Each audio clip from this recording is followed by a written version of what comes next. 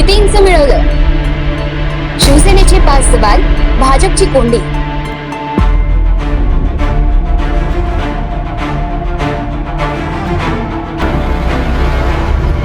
भारतीय जनता पक्षाने देशभर काढलेली तिरंगा यात्रा आता राजकीय वादळाच्या केंद्रस्थानी आहे. ठाकरेंच्या शिवसेनेने या यात्रेवर थेट हल्ला चढवला आहे आणि पंतप्रधान मोदींच्या नेतृत्वावर 5 कठोर प्रश्न उभे केले आहेत. या 5 प्रश्नांचं नेमकं राजकारण काय आहे? चला या सगळ्यावर एकत्र नजर टाकूया. बीजेपीच्या तिरंगा यात्रांमध्ये सामान्य जनतेचा मोठा सहभाग दिसतोय. मात्र ठाकरेंच्या शिवसेनेनं त्याला राजकीय थोतांड असं संबोधून या यात्रांवर प्रश्नचिन्ह उपस्थित केलंय.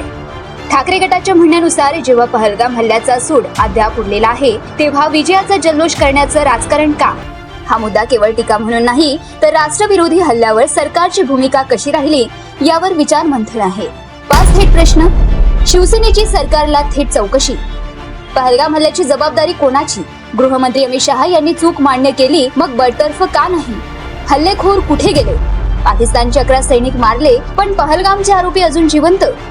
पाकिस्तानावर ऐतिहासिक अद्दल घडवायची होती, झाली कुठे? आज पाकिस्तान विजयाचं गाणं गातोय का? पीओकेवर कब्जा मिळवायचं युद्ध होतं तर किती इंच मिळालं? हा प्रश्न सगळ्यात धारदार आहे. वाचाळपणा आणि वास्तव यातलं अंतर इथे दिसतं. अमेरिकेच्या दबावाखाली माघार, सार्वभौमत्व कुठे गेलं? डोनाल्ड ट्रम्पच्या एका वक्तव्याने युद्ध थांबतं म्हणजे आपण खरंच स्वायत्त आहोत का? ही टीका केवळ राजकीय नाही. 56 इंचाची छाती हा नारा पुन्हा एकदा शिवसेनेने चॅलेंज केला आहे.